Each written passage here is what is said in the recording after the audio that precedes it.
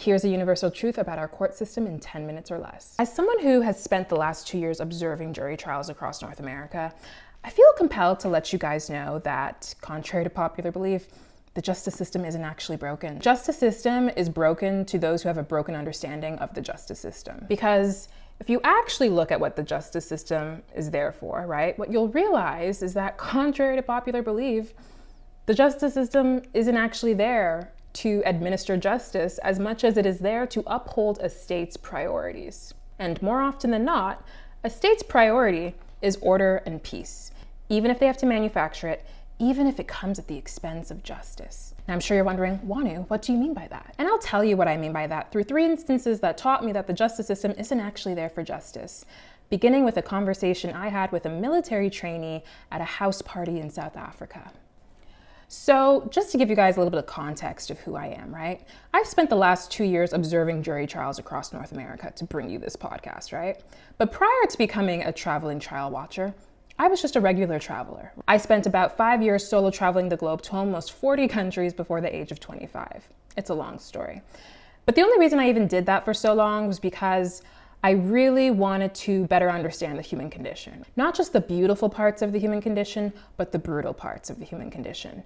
Because I figured, if I want to do good in this world, I first have to understand evil. And so if I wanted to learn about a concept, place, or historical event, I did it the best way I knew how, which is through experiential learning. I would fly to the corresponding country involved. Let me give you an example. If I wanted to learn about the Holocaust, I flew to Poland to visit Auschwitz. I also flew to Amsterdam to visit Anne Frank's house. To learn about socialism, I took a page out of Che Guevara's The Motorcycle Diaries and went backpacking across Latin America for 6 months. To learn about structural racism, I thought to myself, why don't I visit South Africa? And so I did just that. And it just so happens that South Africa was my last stop on this world tour. And on my last night in South Africa, I ended up having a conversation with a military trainee that ended up being the first instance where I can recall actively learning that the justice system isn't actually there for justice, right? So picture this. I'm at a house party in South Africa. It's me, a whole bunch of Swiss German and German backpackers, and then this one other guy from North America, okay? And I noticed that this guy from North America isn't really talking much. And by this point in my journey, I've realized that it's usually the quiet ones who have the most interesting things to say. And so I strike up a conversation with this guy. I lead with the fact that he has a tattoo of Marcus Aurelius on his thigh, and I ask him what the story behind that tattoo is. Don't ask me why I know what Marcus Aurelius looks like. Anyway, we start talking, right? And eventually the conversation evolves from this Roman emperor into a conversation about this guy's experience as a military trainee. And that's when he starts dropping the T on the state powers that be. So the interesting thing about joining the military, right, is that the military will often pay for you to go to school, right? They'll pay for your tuition should you decide to obtain a degree. If you want to study dentistry, if you want to study, I don't know, chemistry, like they'll pay for these things, right? But one of the things they won't pay for is a degree in criminal justice. And so I asked this guy, I'm like, why is that? And he's like, criminal justice is not considered a real degree in the eyes of the government. Now, I'm sure you're sitting there listening to this and thinking, what do you mean criminal justice is not considered a real degree in the eyes of the government? And I'll explain to you why. Through an article that I read years later that ended up being the second instance where I learned that the justice system is not there for justice. So let's fast forward a couple of years, right? At this point in time in my life, I've retired from my world travels. I've traded in my suitcase for a briefcase, so to speak. And I end up taking up a role working in human rights as a spokesperson for the Crown. And at this point, it's my first time really immersing myself in the world of law. So I'm soaking up as much as possible, reading as much as possible. And that's when I end up coming across an article. And in this article, it basically says that there are very few judges appointed to the bench who have a criminal justice background. I think the article said something like less than 15% of them do. And so, right, you're probably thinking what I'm thinking.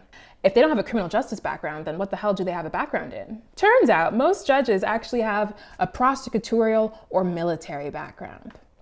And if you learn nothing from me, know this, there is no such thing as a coincidence. Coincidence is a word used by people who've never paid attention. And this all goes back to what I said, right? Which is that the justice system is not actually there for justice. Because if I'm there to uphold order and peace, why would I want to appoint a judge who might be, I don't know, sympathetic towards the plight of the poor and downtrodden, which make up the majority of the people implicated in the criminal justice system? Why would I want someone who has that background? I would want to install someone who's going to be tough on crime, who's like-minded, no? Which brings me to the third instance where I realized the justice system isn't actually there for justice. So fast forward a couple years later, after reading this article, I'm now a traveling trial watcher. At this point in my life, after working in human rights, I start thinking to myself, why don't I consider applying to law school? So to prepare myself, I start engaging in experiential learning. I start watching or observing jury trials across North America for fun while on vacation. And we'll get more into that as we go along, but here was the third instance where I realized the justice system isn't actually there for justice. Because by the time that I was done watching all of these jury trials, which amounted to about 7 jury trials across 7 different North American cities, 4 in America, 3 in Canada, I started realizing that a lot of courts are actually called King's Court, Queen's Court, King's Bench, Queen's Bench. Like, it's literally written in the name. And when people tell you who they are, believe them. It's even in the proceedings themselves, right? One of the trials that I observed in Canada was a second-degree murder case. And interestingly enough, at the end of each day of trial, you know what they would say? God save the king. And I was like, huh? First of all, are we in the medieval times? Is a squire gonna come out of nowhere?